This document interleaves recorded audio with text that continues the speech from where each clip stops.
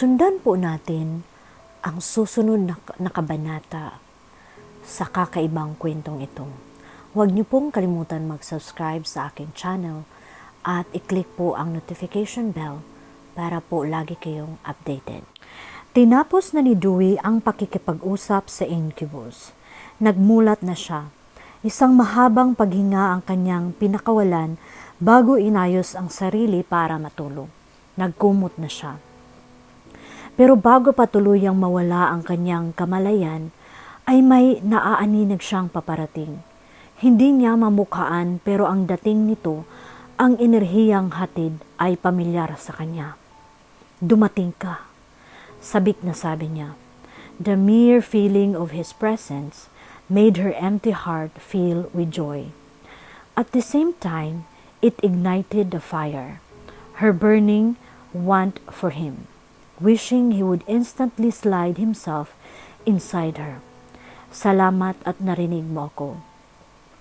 Babangon pa sana siya pero nasa tabi na niya ito, joining her in bed. He instantly pulled down her pajama and panties. Then his fingers made their moves, teasing her clit, looking for her opening and sliding themselves in. Napaigtad si Dewey nang dalawang daliri kaagad ang ipinasok nito sa kanya. It felt like it was almost his shaft that entered her. She felt so full instantly. Parang may rumaragasa ang init na dumaloy kaagad sa kanyang kasilanan. A few twitching, pushing in and out of her slit, and she felt the hot fluid flowing through his fingers. She closed her eyes and moaned. She was so wet now. Pero hindi siya tuluyang nawala sa sarili. Who are you? I want to see you, please. Sa gitna ng pagbilis at pagaspang ng kanyang paghinga dahil sa pag-climax ay nagawa pa niyang sabihin iyon. Magpakita ka sa akin. In due time, you'll have to wait. Carefully wait for me. Pabulong nitong sabi. Sa unang pagkakataon ay narinig niya itong magsalita. His voice. It was kind of familiar, pero hindi siya sigurado kung kanino. She must hear him speak clearer. He pulled his fingers out of her. Humaplo sa kanyang mukha ang isang kamay. She closed her eyes again to feel his hand. Magaspang pero mabini ang paraan ng paghaplos nito. She felt he was sweet and caring. Ibinuka ng kaniig ng husto ang mga hita niya and he positioned himself to enter her. Gumagalaw ang kama sa bawat pag-ulos nito. It was forceful and so deep na parang nasasaktan na siya just like her first time. Indeed, it was actually her first time. First time na makita ang kaulayaw habang inaangkin siya. Nagpatuloy ito. She was already used to his length that all she thought of was the pleasure ruling over her body, her heart, and her soul. She was brought to heaven again and again. Hindi na alam ni Dewey kung ilang beses siyang inangkin ito at dinala sa sukdulan. Nang magising siya kinaumagahan, parang galing siya sa isang sobrang nakakapagod na paglalakbay. Mabigat ang kanyang pakiramdam. Nananakit ang buong katawan. In due time, you'll have to wait. Carefully wait for me. Naaalala niyang sabi ng Incubus. Muli siyang pumikit. Yes, I will. I will wait for you carefully. Aniya sa isip bilang sagot, kunwari, sa sinabi nito. Saka siya bumalik sa pagtulog. Ayon sa nabasa ni Dewey, nasa isip ang magiging itsura ng Incubus kaya nagtaka siya kung bakit nito sinabing maghintay siya. Unless may sarili itong itsura na ipapakita sa kanya. Ang sabi naman sa isang article, may dalawang paraan para magkaroon ng physical body ang isang incubus. Either he would reanimate a human corpse or he'd use human flesh to create a body of his own, which he then would endow with artificial life. Ang isang mischievous at clever na incubus ay maaring mapalitaw ang sarili bilang tunay na tao.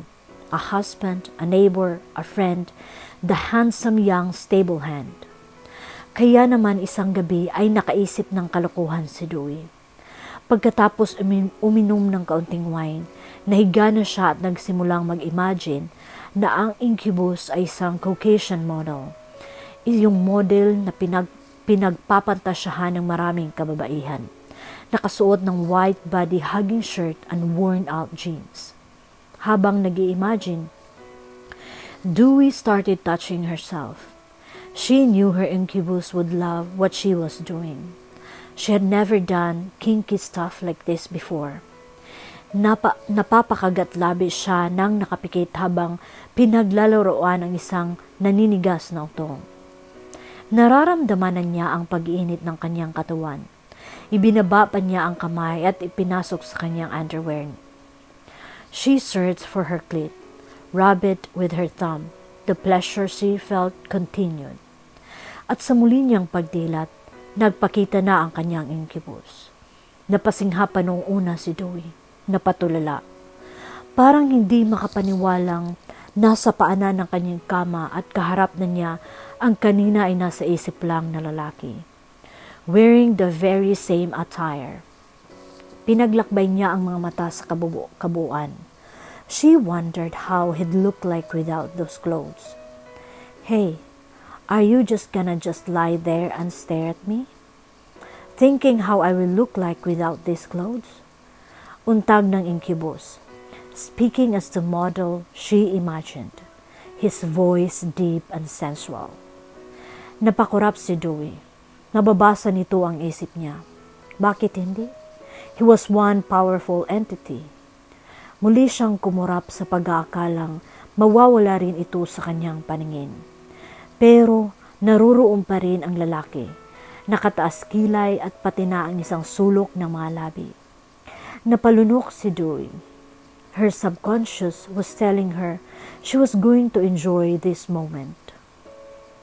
She wanted to undress him and feel his body, kiss every inch of him, hold his shaft in her hand, even taste and suck it. The thought of it lightened up the fire inside her. Feel me, taste me, do what you wanna do to me. I'm all yours for the taking, baby. Ibinuka pa nito ang mga bisig as if to welcome her. Nabasa na naman ng incubus ang nasa isip niya, so she should not feel shy anymore. Bumangon siya at gumapang sa dulo ng kama, ilang pulgada ang layo mula rito.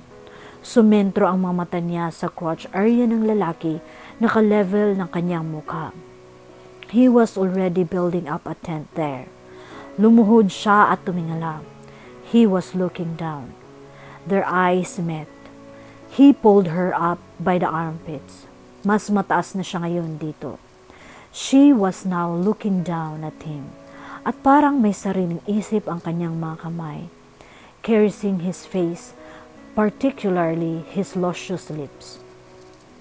Bahagya pa nitong ibinuka ang bibig, so her pointing finger slightly pushed in, and he tasted her finger, sucked and tasted.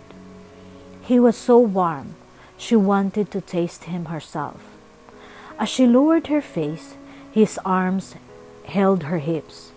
She cupped his face as her lips met his. They slightly brushed and kissed again. This time it was deep, then rough and full of desire. He was a good kisser. It made her crave for more. She entered her tongue inside his mouth and searched for his. Nang matagpuan ang isa't isa, they tongue fence. And without breaking the kiss, her hands moved to take off his shirt. Hinayaan lang siya nito.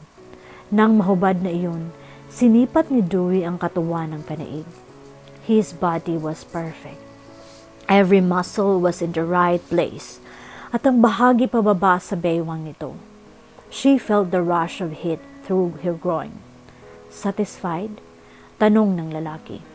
Appreciative na tumango si Dewey at saka nagsimulang pagapangin ang mga kamay sa dibdib ng lalaki. It was hard and strong. Tiyak na mapoprotektahan sino man. She kissed him again habang patuloy sa paghaplos. Bumaba ang kanyang halik sa liig nito, sa dibdib, habang pababa rin ang kamay niya. And as she showered tiny kisses to his chest, her hands settled on both sides of the waistline of his jeans. And as her mouth paid attention to his nipples, her hands worked their way to unbuckling his belt and unbuttoning his jeans. Tinulungan pa siya nito. Just in time, she felt his nipples. Nakalas na ang dapat kalasin. Naghintay pa sandali si Dewey para mahubad ng lalaki ang pantalon, ang boxers. Napalunok siya ng matitigan ang nakatayong pagkalalaki sa kanyang harap. He moved forward and motioned her to kneel at the edge of the bed. She followed, and now she was facing the huge with the tip already moistened. She was almost breathing it. Napatingala si Joey. Their eyes met. His eyes were excited. His hand even brushed her head, her face touching the skin of his palm. It was like iron, hard and cold, and it aroused the hell out of her. Her hands moved to hold it. One hand was not enough. He was really huge. She held him tight, adjusting her hands to his length, then slowly started massaging up and down its base. She even held those balls and back to his Now swiftly stroking his length, tumingala siya at tiningnan niya ang reaksyon ng Incubus. He was looking at the ceiling, moaning. When he looked down, he gazed at her appreciatively. He even patted her head. She continued stroking his length, and only faster this time. She felt herself reacting to her hand. She could feel herself dripping, her breath becoming heavy. She wanted to be touched too. But first, she wanted to taste him. And as he grew even bigger, his free came out and it added wetness to her hands. Then she felt a push from her head. Tumingala siya na parang naninugurado sa gustong mangyari ng lalaki. When he nodded, she brought the tip of his to her mouth. She tasted him. It was a mixture of flavor that was so unique. She swallowed him deeper, almost reaching her throat. The sucked and licked and twirled her tongue to his length, like devouring a lollipop candy in her mouth, a rather huge one. She moaned. She loved what she was doing. Then he pulled her away and slowly pushed her to the bed. It's time to give back the pleasure, baby, he said in a husky voice, so sensual and so sexy. He took off her nightgown, dropped it to the floor, and joined her in the bed. He kissed her hungrily, so full of passion, of desire. He was multitasking. As his mouth was busy with hers, his hands was alternately squeezing and kneading her breasts, toying and pinching her nipples that made her arch her back and squirm in the pleasurable pain she felt. His other hand was cupping her mouth, rubbing his rough palm to her wet slit, teasing her clit. His other leg crossed hers, moving up, parting her legs wider. As his tongue went in and out of her mouth, he inserted a finger in her opening and did the same thing. Dewey was feeling everything at once. She reacted with such intensity. God's sensory overload. She moaned, arched her back, raised her butt, and clamped her legs to his. Her hands crumpled the bedsheet she held, and as she felt herself coming, her incubus stopped. only to open her legs even wider. Hinawakan nito ang isa niyang hita at iginiya ang naninigas na pagkalalaki sa kanyang kasilanan. And in one swift motion, he was buried deep inside her. He adjusted himself and moved, his hands still kneading her breasts. He would pause to reach for her breast and suck, or she would raise her upper body so they could kiss. And as the pleasure started to build up again, they changed positions. She was now on top, moving up and down, wiggling her buttocks, her breast bouncing. He would reach and squeeze both breasts until his hands were settled on her hips. He met her every movement, making himself buried deeper. And once she felt herself tighten, he sat with her, embracing her in his strong body, making her feel so safe and secure and protected. He didn't let her go. He hugged her tight in a sitting position, their bodies still joined. He showered her kisses all over her face, her earlobes and neck, as he started to rock them both. He didn't stop until they both felt their mind-blowing release. Then, he carefully laid them both, their bodies still joined with her on top, resting on his chest until their heartbeats were both back to normal. Parang ayaw ni Dewey na umalis mula sa pagkakayakap ng lalaki. She wished they could remain in that position forever. Hindi niya namalayang nakatulog na pala siya. Basta pagising niya, nakakumot siya, surprised that she was not naked anymore. Suot niya ang kanyang nighties. She did not feel used to. Magaan ang kanyang pakiramdam. She felt well taken care of, and it made her feel emotional. She missed him already. Patience, Dewey. Ang sabi nga ng kanyang incubus ay maghintay siya. Carefully wait. Surely, he must have a good plan. She strongly believed in him. Isa pa ay maganda rin iyong may something to look forward to. Mag-iisip din siya kung sino na naman ang gusto niyang maging anyo nito sa next meeting nila. At mag-iisip din pala siya ng ideal na lalaki na gusto niyang maging permanent lookalike ng incubus niya sakaling gustuhin na nitong magkaroon ng physical na katauhan. He might grant it. Who would ever know? Pero ayaw naman niya sa ideya na may kailangan munang mamatay para lang mabuhay ang incubus niya. Ayaw rin niya sa ideya sa isang doppelganger ang taong permanente niyang kaulayaw. Hindi ka pwedeng maggupo ng pangungulila, Dewey. May tamang panahon. May iba ka pang mga bagay na kailangang pagtuunan ng pansin. Katulad na lang ng mga pangitaing nakita mo sa library. Parang may nagsasabi niyon sa kanya. Napaisip si Dewey. Sino ang maaring nakikipag-usap sa kanya sa isip niya? Isa kaya sa mga kaluluwang iyon? Hindi naman siya nakaramdam ng pangit sa isipang iyon, pero ipinilig pa rin niya ang ulo. Kailangan na niyang kumilos.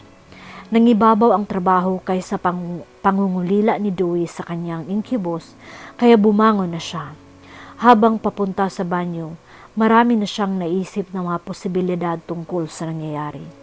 Na baka siya lang ang napili na pakitaan sa library dahil mas tumaas na ang energy level ng kanyang kakayahan to think na nagkaroon nga siya ng incubus lover.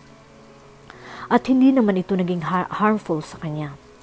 Maaari ding may nakita ang mga kaluluwa sa kanya na wala sa kanyang mga kasamahan at ang mga ito ang nakakalam. She welcomed both ideas in her thought, and she was certain na sooner or later may mahalaga siyang malalaman tungkol sa bahay. Nagtungo siya sa office ng araw na iyon at hinanap si Clint kay Isabel na siyang nag-iisang naritngan niya. May pinuntahan daw ang lalaki kasama si Therese. Si Tim naman at ang ibang kasamahan ay may trabaho. Pinapasunod ako actually, dun sa area after lunch. Paano? Ikaw muna ang maiiwan dito sa office. Sige, sang-ayon ni Dewey, pero sa likod ng isip ay naroon ang pagtataka. Simula nang sumali kasi siya sa PLOB, ay hindi pa siya nagkaroon ng assignment samantalang ang ibang mga kasamahan ay nakailan na. Mahigit 1 buwan na rin yata ang lumipas. May pumasok din namang monthly allowance sa ATM niya.